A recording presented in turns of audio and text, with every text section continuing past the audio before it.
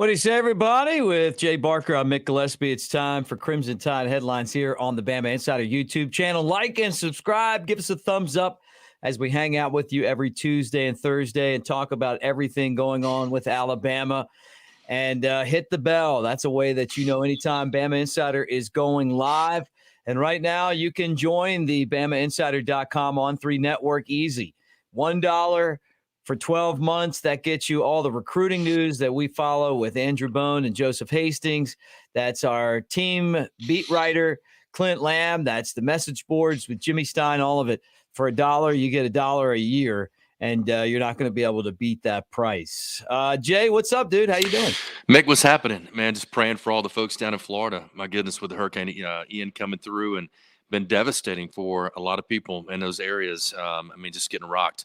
So just hoping that we got a lot of emergency crews that are out there searching and looking. And I know they reported one fatality so far, which is very good based on the type of storm surge they had right there in the middle of Florida. But I think we're going to see more of that, and hopefully not. But I think you usually do in these type of situations. They begin to go in and do things. But a lot of people from all over the Southeast, from Alabama Power, Southern Company, all these groups going in, the Cajun Navy, which we've all gotten to know since Texas and Louisiana and Alabama and now in Florida, that they go down and do such a great job recovery and helping out with all those type of events. So our thoughts and prayers with all the folks there, and hope everybody comes out safe. Hope there's no more fatalities. More importantly, that they can rebuild back, even greater than what they were before. And I know Ron DeSantis is doing a great job there as the governor. The federal government has stepped in as well. So they're partnering up together. Hopefully we'll have a great relief.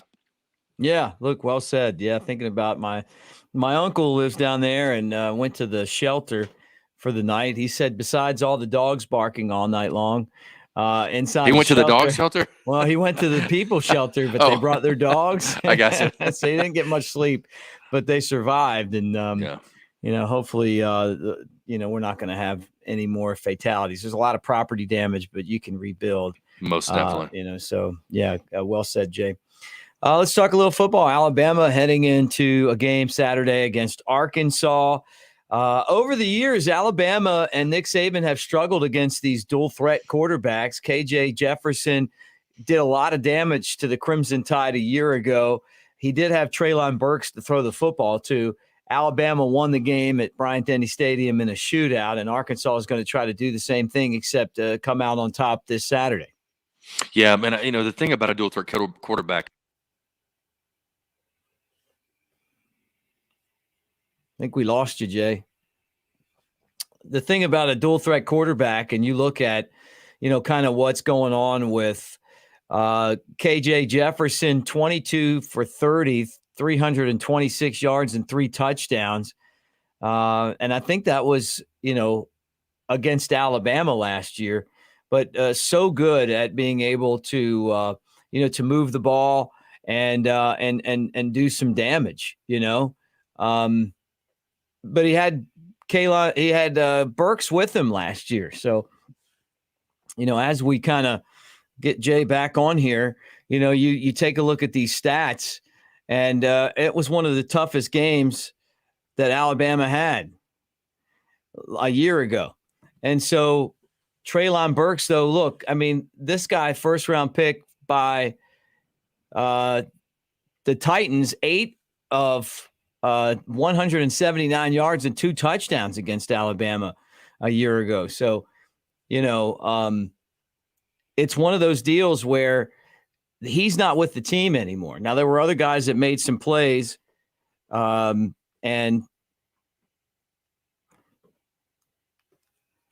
there you are, Jay. Are you back? There's Jay came back, and we lost him again. So, but anyway, yeah. So without Treylon Burks, obviously Arkansas struggled to move the football in the second half, particularly the third quarter against Texas A&M last week. So they're kind of hoping that they can find another weapon. There you are, Jay, talking about dual threat quarterbacks. We lost your audio there. So the whole time? You said you started talking about Jefferson, and then I realized I had to jump in and get under center real quick for you. Yeah, I'm not sure what happens when that happens, but I don't know if it's something that I'm not pushing anything. I'm just sitting here talking. Not sure if maybe the equipment doesn't like me. But hey, KJ Jefferson, yes, great quarterback. Really has improved the last couple of years. Really taking on the personality of Sam Pittman, wants to be able to run the ball, be aggressive. We talked this week to Christian Miller. I don't know if you heard that part I was talking about, where he said, look, it's really tough against a big quarterback that can be a dual threat. The smaller guys, the angles you take on them in the pocket, trying to keep them in the pocket. More importantly, bringing a guy like him down. If you don't bring him down, that's when he becomes really dangerous, because now he's got the edge. He's able to get out there, use his feet, make plays, and really extend the play down the field in order to get the explosive plays they're looking for. They're going to try to run the ball. They want to be hard-nosed. They've taken on the personality of Sam Pittman, as we talked about, their coach, and off of that, try to get the explosive plays down the field. He's really improved over the last 2 years, so it's going to be a challenge for Alabama. Their DBs, you got to think, as we talked about on Tuesday, Mick, they're going to go for those back shoulder throws. Everybody's had success against Alabama. Everybody's had success against other defenses too. It's a very tough play. He does a very good job with that play. So we'll see how they kind of attack Alabama's defense. But I think they're ready. I mean, today's the day you kind of wrap things up, Hayes in the barn, get ready for Friday as far as travel day. And I think Alabama is prepared as they can be for this team coming off a really good win against Vanderbilt this past weekend. Yeah, Drew Sanders transferred from Alabama to Arkansas, and here's what Sam Pittman had to say about him. Hey, Coach, I was curious with Drew Sanders. Do you guys have conversations about him, with meeting his former team and stuff, or is it you just let it go with the flow? Well, I didn't have a formal conversation with him. He and Bump were over in Shear's office, and I just walked in, and I mean, I just told him the old stories about me being at Blaine County, and I was at Watonga, Gary, and Canton. We'd go back and compete against them, and I just tell him some funny stories, about my history. Obviously, not any kind of stage like this.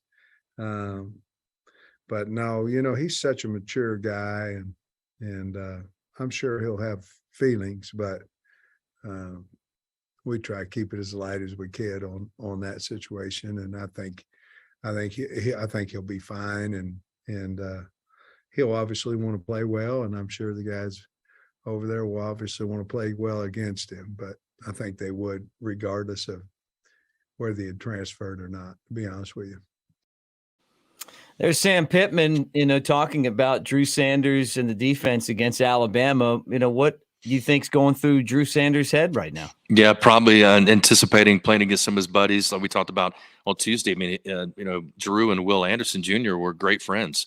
They did everything together, and a number of those players. I even heard some of the comments from Bryce this week about Drew, and the type of player that Coach Saban even complimented him, talked about his work ethic and all the things that he did at Alabama to really try to be a great player. Just kind of got caught up in the numbers game, injuries, as well early in his career. So I think for him, this has been a great move. I think he's got to be excited about playing against his former teammates.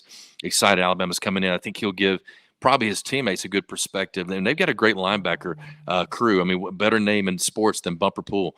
I mean, that's probably the best linebacker name in the country, if not NFL and college football. So they'll be well prepared. He'll have a lot to say probably to them about certain players on offense that he's gone against in practice. They can give him a little bit of intel and insight. But the biggest thing is just saying, look, hey, I've been there. They're just like us. They get their gear on. They put their pants on the same way we do. They put their shoes on the same way.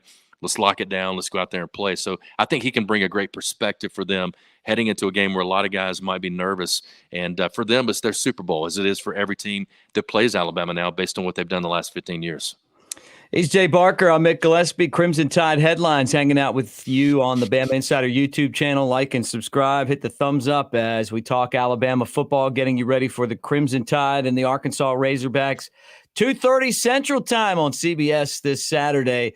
Alabama, a 17-point favorite against an Arkansas team that gave them everything they wanted last year, which is kind of surprising to a lot of people that, that you've got a team that gave Alabama so much trouble as that much of a favorite. And, as we talk about Alabama, you talk about the offense, Bill O'Brien's play calling through 4 games.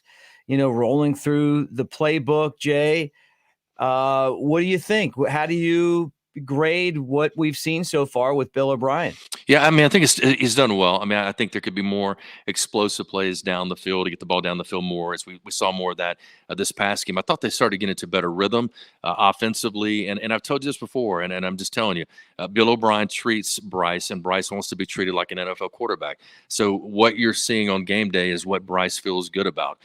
He's not a big trick play guy. He likes to go right at you, likes to run the conventional plays. You got to have him, though, every once in a while to keep defenses honest and make sure that they're worried about, whether it's a deep threat or a reverse or things like that, that's going to kind of keep them off guard and keep them able to run plays down, especially from the backside. So I think, so far, I mean, they really haven't had to show a ton.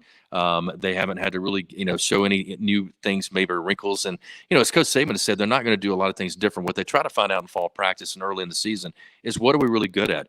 And if we're really good at this type of concept, that's what coaches teach, is concepts.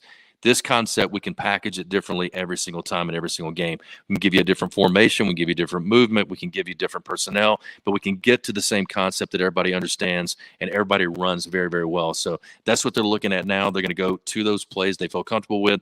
They may add in a few things or some things off of things they've done back early in the year as they self-scout themselves and find, okay, what are some of our tendencies? What would they be looking for in this formation, this down and distance?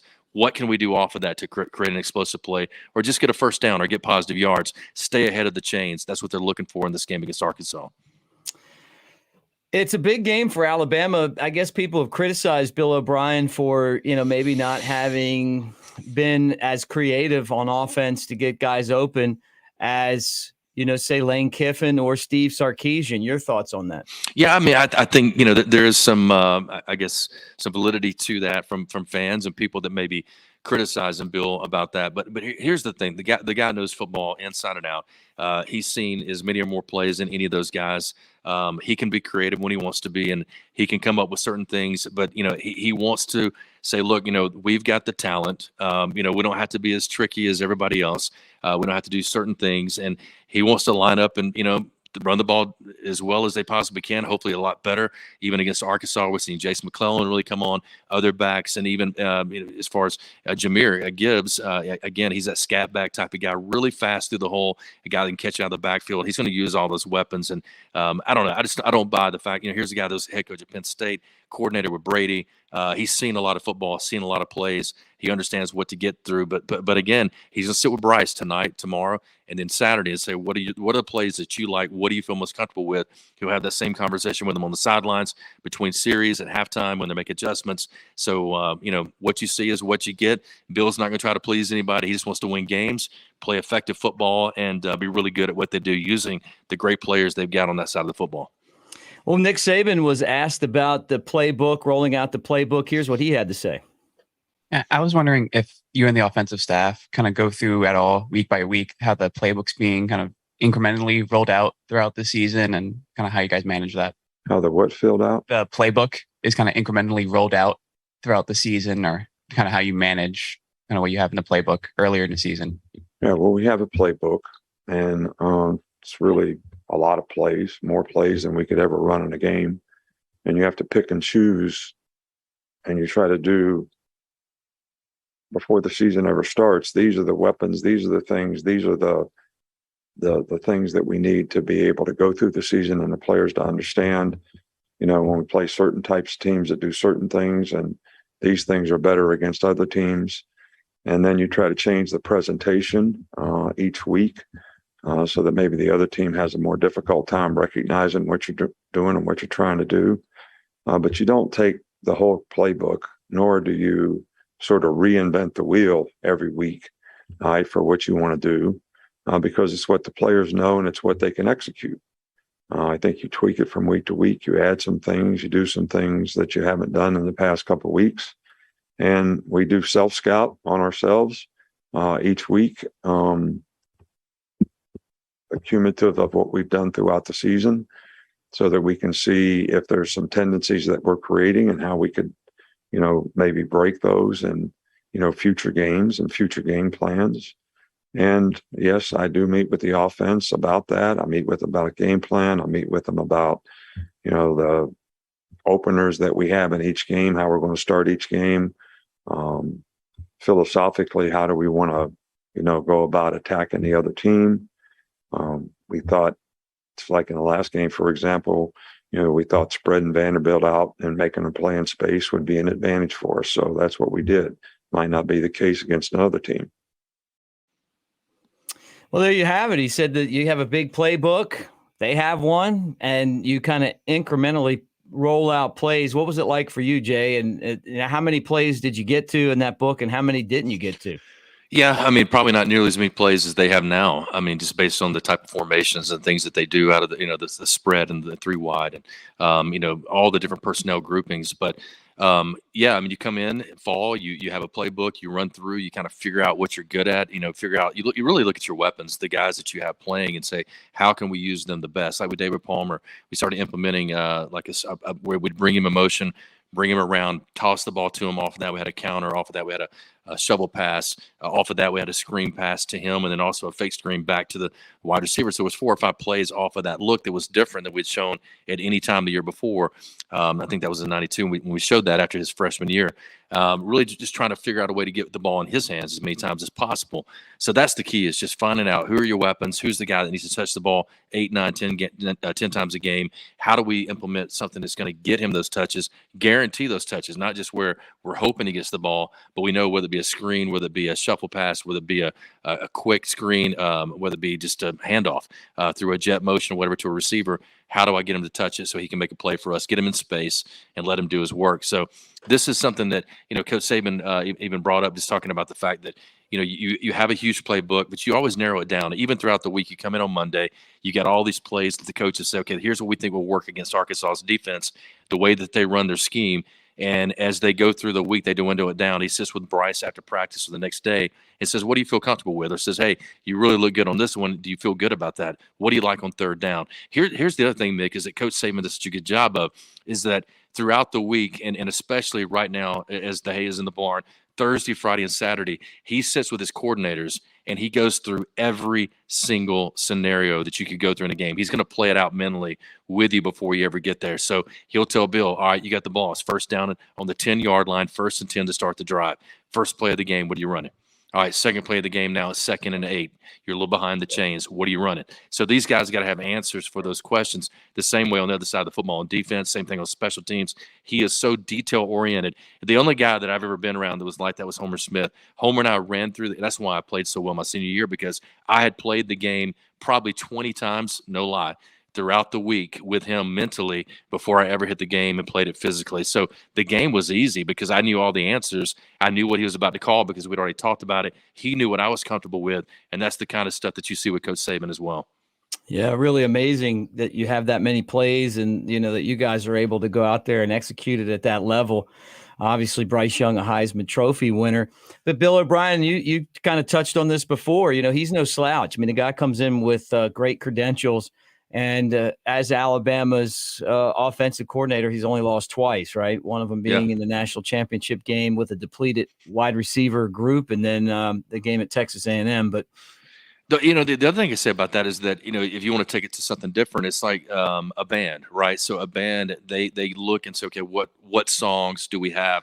What are our hits? What maybe we're going to add a new song for this set. Maybe we're going to do a different cover for this week. Well, they sit and go through that for weeks. They rehearse, and then they dwindle it down and say, okay, what are our best songs? Again, these are the hits, the ones we've always played. Here's the things that we're doing a little bit differently, but we're really good at this.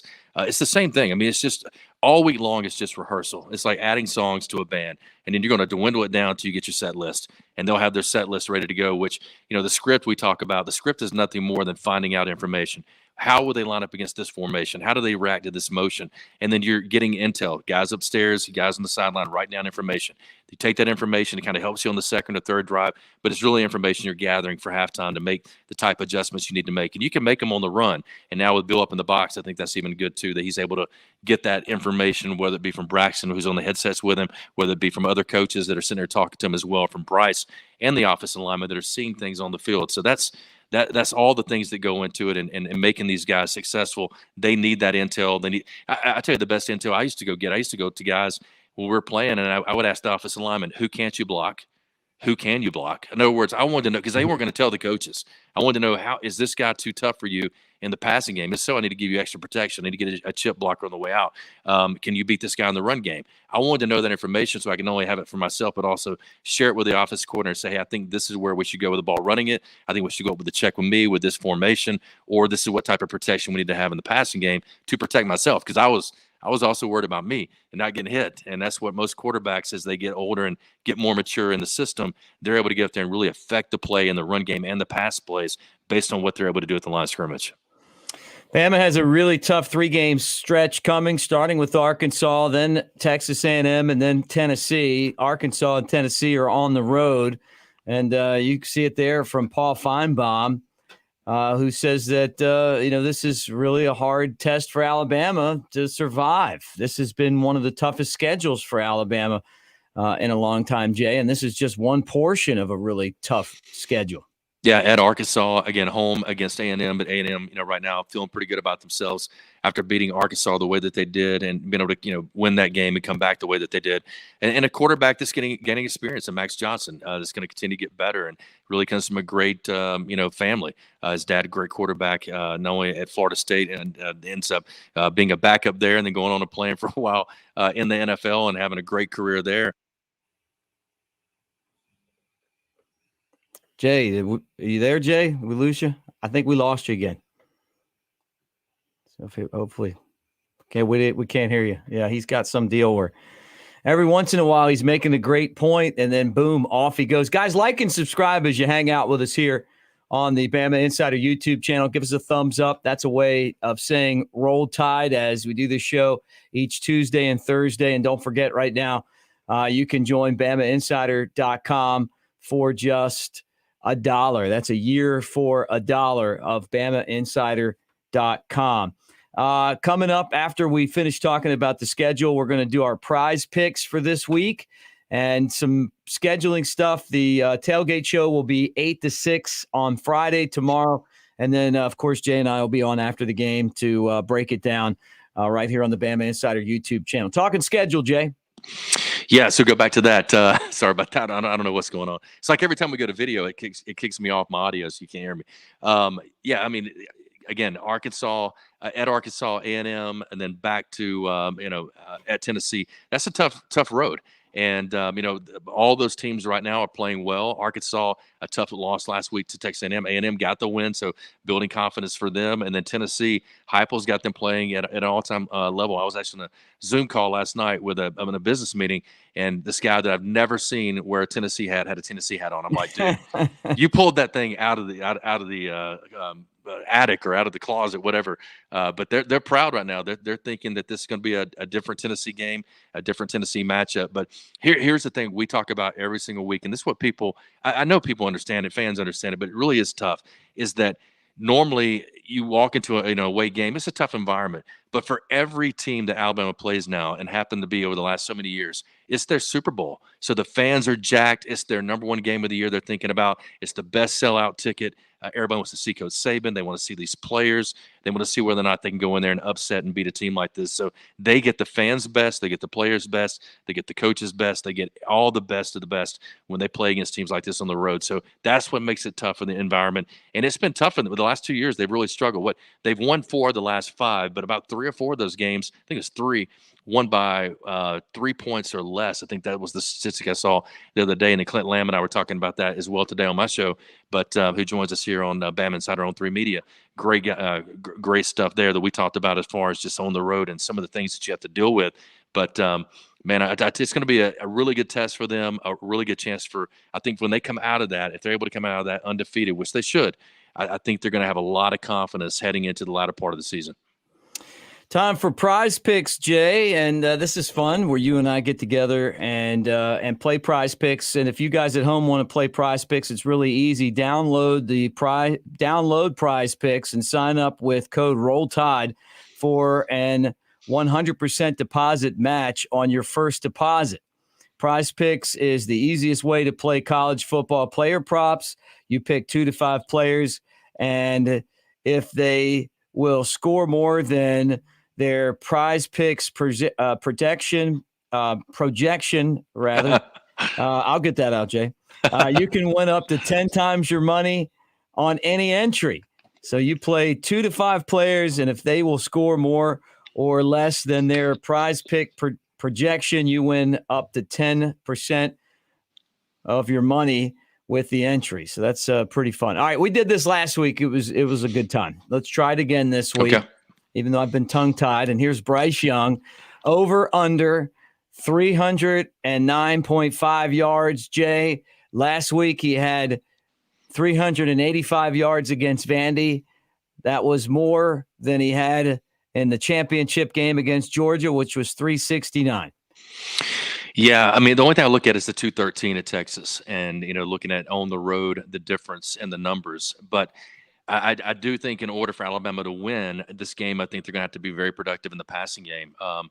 Gosh, I mean, that seems like such a large number, but my heart tells me go over on this. And that's what it told me last week is to go over. I think he ends up with 350 yards or more passing in this game. I think that's what they're going to need. And for them to have a very explosive day in the passing game, for receivers to have a big day catching it as well. Not to say, I'm hoping it's 150 plus rushing as well. I think this could be a big day for Alabama's offense. The defense can get turnovers, can get their offense off the field. But I'm going to say over on this.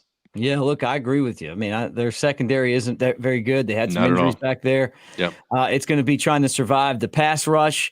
I think Alabama's offensive line is going to come up big in this game. So we're both going over. All right, next. Chase McClellan, the running back, 61.5 yards on the ground. That would be a big game for him, but he did have 97 against Texas A&M. Jay, what do you think? Yeah, against Texas, 97, ULM, 47, Vandy, 78. He was looking right there on the charts. I mean, here's the thing is that Jameer is kind of the go-to guy, and if they're going to pass the ball more, how much playing time is Jace going to get? I think he's getting more and more as the year goes on. Man, that numbers is tough. Yeah, my heart says it's going to go over, so I'm going to go there. I'm just going to say it's going to be over 61.5. Yeah, I agree with you there, I'm not a too. gambler. No, but look, I think that he's kind of starting to really find his niche. I agree. We're seeing a lot more of Jason. You know what? He's getting healthier and healthier. He's a big part of this offense, and he just continues to get bigger and bigger. All right. Well, that was fun. Do we have any more? Trayshawn. Yes. Whoa, 3 today. So we're really heating up, and this is fun. Trayshawn Holden, 59.5% passing yards, Jay. That would be a pretty good day for him, kind of at his average. Had 60 against ULM, only 45 against Vandy. And the first game of the season, he had 70. What do you think? I think they're going to be spreading the ball around to a lot of different receivers. I think you're going to see even more of Isaiah Bond in this game, I think, but just based on what I'm hearing. So I'm going to say under on this one. See, I'm going over. 3 overs for me. I think he's going to have a big game. I think there's going to be a lot of passes caught, and I think he's going to be the target of a lot of those. So, okay, you convinced me. No, and I do like it last week. And again, guys, don't forget, download Prize Picks and sign up with code ROLLTIDE for an 100% deposit match on your first deposit. So much fun, and that's all you do. It's that easy. All right. Pass completions with Bryce Young. More. Surprise, surprise. We're at 5 now. 21.5 completions. I'm going to go over. Yep, me too. Yeah. All right. Yeah. Well, that's fun. Prizepicks.com. And again, the code is ROLLTIDE for 100% match on your first deposit. All right, Jay, before we get out of here, let's talk a little bit of Alabama, Arkansas quickly. You had the chance to play there in 1992, and the governor of Arkansas walked in on you guys. Yeah, it's pretty amazing. So 1992, can you hear me? Make sure you got me still after the video stuff. So we go into Little Rock is where we played the game. So that's the capital where the governor's at. And at that time, it's Governor Clinton. So they escort him in because at that time, his campaign is underway for president of the United States. So they bring the Secret Service. You see all these lights kind of light up, and you could tell everybody in the stands. It was just a real hush over the crowd. And we're out there warming up and, really just right before we're going back in to come right back out. And you can see them all coming down. You see him coming down. And it was really a great experience. I mean, to see just kind of how that was treated and the importance of that game, and that he was there to see it. We went on and had a great game. I had a shuffle pass to Derek Lassick to begin the game. He went on and scored by a 35-yard touchdown. We ran away with that game that night in 92. But after the game, Coach or Governor Clinton at the time, about to be President Clinton, comes to our locker room and wants to speak to the team. And I saw the Secret Service. I saw it all happen. And I heard it from assistant coaches, is that Coach Stallings said, no, he cannot. He's not speaking to my team. So he was a big Bush guy, because him and President Bush Sr. and George W. Bush were good friends, and he supported the Bush family and a lot of their political stuff that he did. So we did not get a speech after the game from then Governor Clinton. Wow, that's pretty funny. Politics are politics, my friend. Well, Jay, awesome hanging out. Don't forget, Jay and I will be on the Bama Insider Tailgate Show tomorrow, 6 to 8 at night, and then after the game right here on the Bama Insider YouTube channel. Join Bama Insider on $1 for a year subscription. Take advantage of that. Now that we're part of On3, you guys need to be a part of that as well. And like and subscribe to the Bama Insider YouTube channel. Be a part of everything that we've got going on. Hit the thumbs up. That's a way of saying roll tide. Hit the bell so you know when we're live. Chris Daughtry, great job behind the scenes. Chris. For Jay Barker, I'm Mick Gillispie. Roll tide, everybody. We'll talk to you next Tuesday.